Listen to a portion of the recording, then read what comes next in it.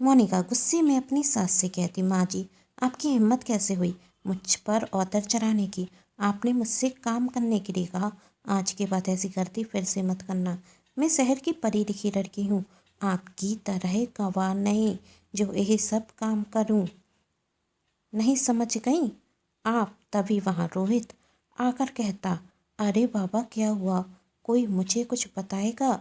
तब मोनिका गुस्से में कहती, क्या हुआ, आज तो तुम्हारी माँ ने हद पार कर दी।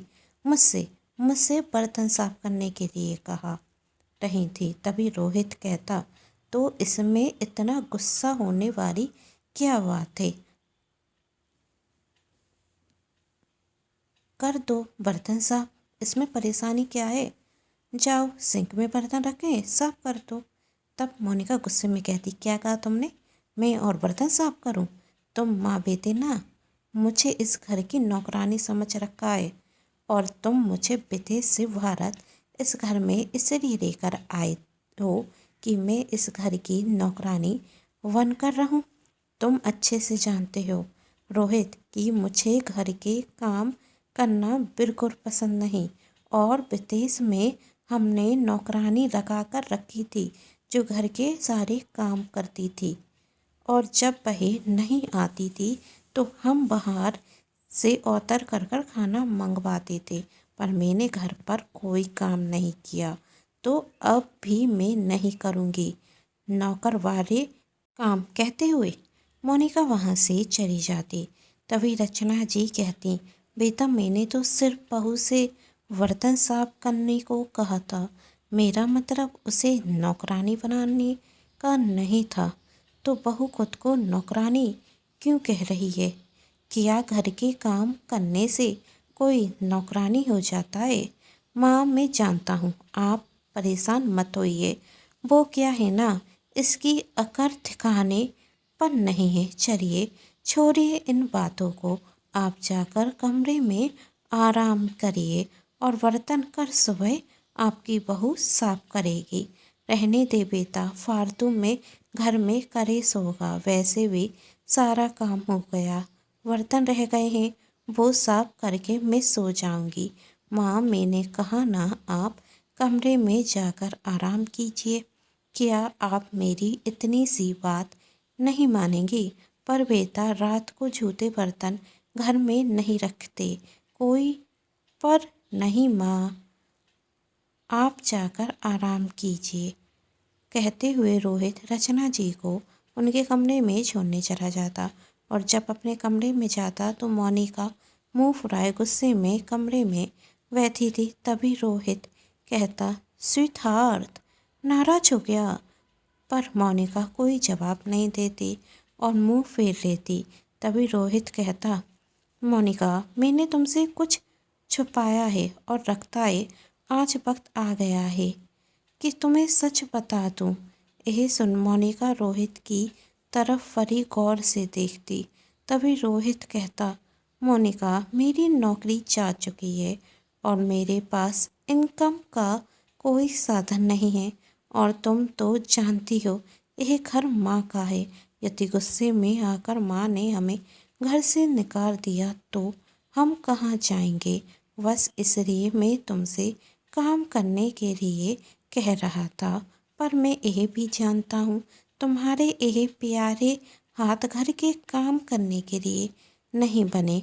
तुम्हारे माता पिता ने तुम्हें फूल की तरह पाला, और घर के काम करना तुम्हारे लिए काते समान है। तो अब तुम तो घर के काम करोगी नहीं, और तुम्हारा काम ना करना माँ को पसंद आएगा नहीं।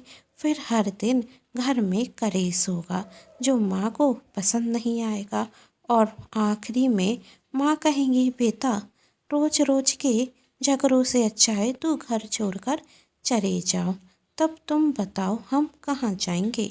लेकिन मैं तुम्हें इस घर की नौकरानी बनाकर नहीं रख सकता, इसलिए मैंने सोचा है हम तुम्हारे मायके जाकर रहने लगेंगे। वहाँ तुम ऐसे रहना महारानी की तरह, वहाँ तो तुम्हें कोई काम भी नहीं करना होगा। तुम्हारी भाभी तो तुम्हें कितना पसंद करती हैं, तुम्हारे कहने के पहले तुम्हारे सामने तुम्हारी फरमाइश पूरी कर देंगी। अब दुनिया मुझे घर जमाई कहे वो सही, पर तुम इस घर में काम नहीं कर पाओगी। इतना सुन मोनिका गहरी सोच में चली जाती। यदि मैं मायके जाकर रहूँगी तो भाभी तो मेरा जीना तश्तर कर देंगी। यदि इतनी अच्छी होती तो क्या मैं अपने मायके रहने नहीं चाहती और अपनी गुलाम बनाकर रखेंगी। इससे अच्छा मैं यहाँ पर रहकर घर के कामों में माँ जी का हाथ बता दूँगी और भाभी जैसे ताने देंगी वही तो माँ जी सोच भी नहीं सकते। चलो हम सामान पैक करते हैं और कल सुबह होते साथ निकल जाएंगे। रोहित की आवाज़ सुन मोनिका होश में आती और कहती, तुम भी कैसी बात करते हो? माना कि मेरे मायके वाले मुझसे बहुत प्यार करते हैं, पर मैं तुम्हें घर जमाई बनाकर थोड़ी ना रहने दूंगी। पर तुमसे काम कैसे होंगे? रोहित ने कहा, हो जाएंगे तुम्हारे प्यार में। मोनिका कहती, तो फिर जाओ। रोहित फिर कहता, क्या मतलब? कहा जाऊं बर्तन धोने? नीचे सिंक में बर्तन रखे हैं वही धोने। रोहित कहता, हाँ धो दूंगी, पर कल सुबह। अभी मुझे बहुत नींद आ रही है, मैं सोने जा रही हूँ। चादर उठाते हुए मोनिका कहती। तभी रोहित कहता, तुमसे नहीं हो पाएगा। इससे अच्छा माँ हमें धक्का देकर निकाले, हम खुद निकल जाते हैं। जाती हूँ ना, मोनिका कहते हुए नीचे जाती और बर्तन धोने रखती और यही सब नाटक कर रोहित मन ही मन खुश होता और सोचता, सच ही कहा है किसी ने, जब घी सीधी उंगली से ना निकले तो उंगली तेरी कर लेनी चाहिए। और कहता, बीबी जी मैंने आपसे झूठ बोला, नौकरी तो मेरी अभी भी है, बस तुम्हें सही रास्ते पर लाना जरूरी है। दूसरे दिन सुबह 5 बजे रोहित मोनिका को जगाता। तब मोनिका उससे गुस्से में कहती, क्या है रोहित, क्यों परेशान कर रहे हो? तुम्हें पता है ना मुझे देर से उठने की आदत है। तब रोहित कहता, मैंने सोचा ही था तुमसे नहीं हो पाएगा। चलो तुम्हारे मायके चलते हैं, वही तुम चैन की नींद सोना नहीं, यह पॉसिबल नहीं है। और देखो मेरी नींद खुल गई। उठते हुए मोनिका कहती, तो ठीक है जाकर चाय बनाओ। जाकर रोहित कहता, वरना हाँ जाती हूँ, मोनिका कहकर चली जाती। अब इसी तरह 2 महीने निकल गए और मोनिका घर के काम सीखती जा रही थी। और आज जब मोनिका खाना बनाती तो उसकी सास बहुत तारीफ करती, जिसे सुन मोनिका बहुत खुश होती और अब उसके किए हुए काम की तारीफ होने लगी थी, जिस वजह से मोनिका को काम करना पसंद आने लगा। अब सास बहू मिलकर सारा काम कर लेती। कुछ महीनों बाद रोहित मोनिका से कहता, अब तुम्हें काम करने की कोई ज़रूरत नहीं, मेरी नौकरी लग चुकी है। यह नौकरों वाले काम करने की तुम्हें कोई ज़रूरत नहीं। तब मोनिका कहती, रोहित क्या कह रहे हो तुम? अरे अपने घर का काम करने से कोई नौकर थोड़ी ना हो जाता है, और मैं ये काम करना बंद कर दूंगी तो मेरा दिन कैसे निकलेगा? और वैसे भी जब मैं कोई नई डिश ट्राई करती हूँ और तुम और माँ जी जब मेरी तारीफ करते हो तो मुझे बहुत अच्छा लगता है।